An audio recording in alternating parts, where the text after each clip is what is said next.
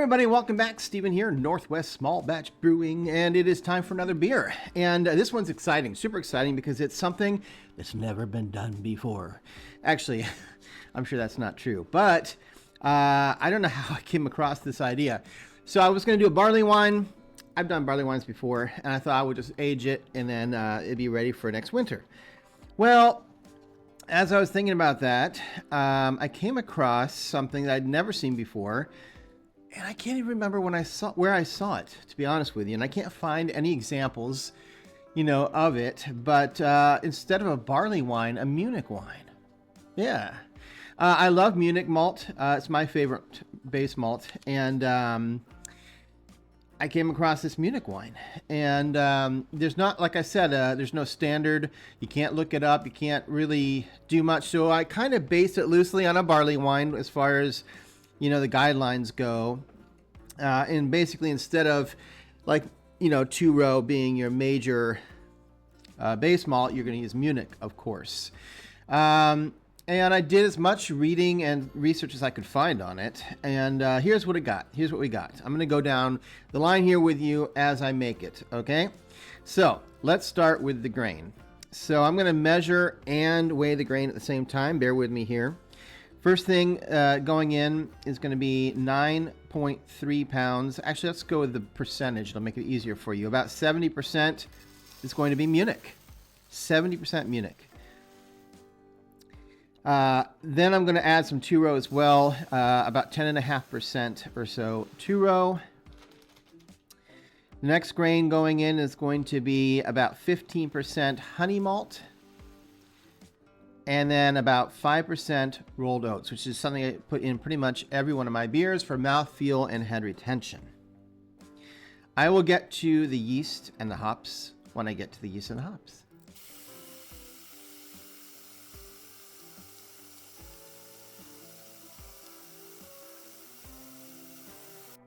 And I'm adding 2 generous handfuls of rice hulls to help with stuck sparges and just generally allowing more flow to go through the mash. I filled the kettle with water. I've got it up to my strike temperature.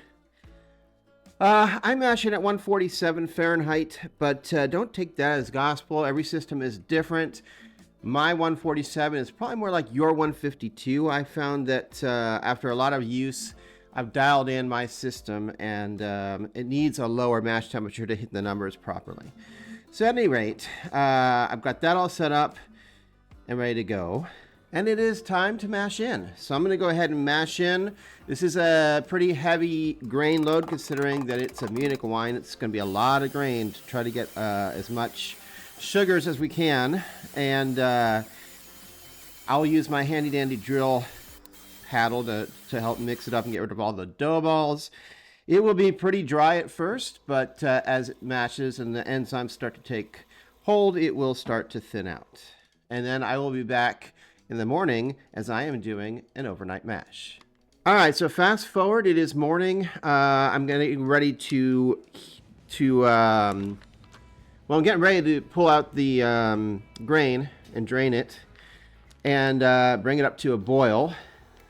And then I'm going to be using, this is not a very descriptive packet here of hops, but this is German Hallertau hops that I'm going to be using. I'll add 1.5 ounces at the 60-minute, right off the bat. Then I'll add 1 ounce at the 30-minute, halfway through. And then I'll add 1/2 ounce at the 15-minute. Along with a, Werflick. At the 1/2 ounce, I'll add 1/2 ounce at the 15-minute mark along with a Werflick tablet to get those proteins to coagulate.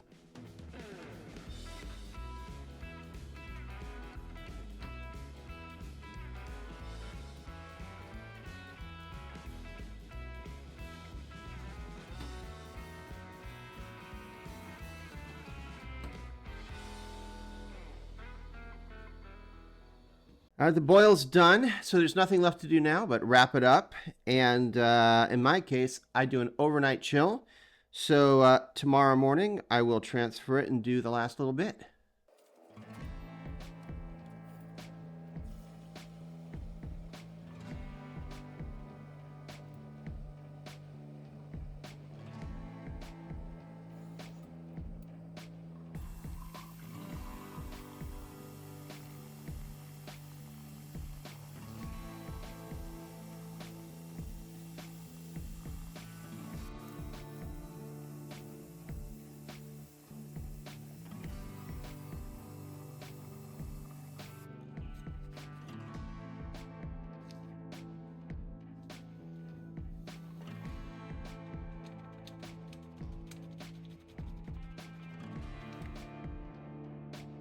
Well, hey everybody, welcome to the end. So I just poured this. There's not a lot of head retention, and it is really muddy looking. It's definitely getting chill haze coming on the glass too. That doesn't help get a good view of it, but it does look a little hazy. Did not have a whole lot of head. The numbers are, it started at 1095 and ended at 1017, a little lower than expected. So it actually ended up at a 10.5% here on this.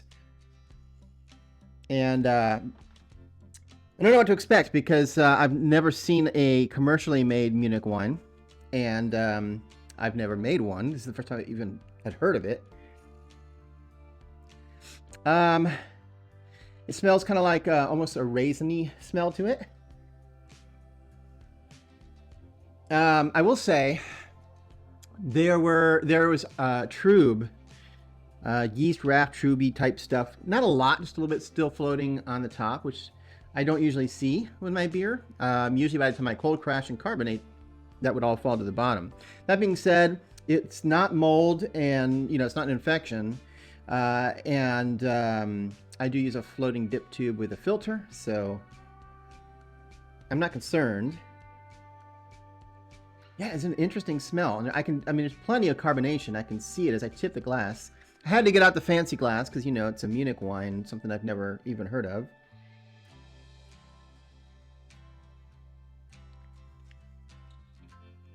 Whoa, that is interesting.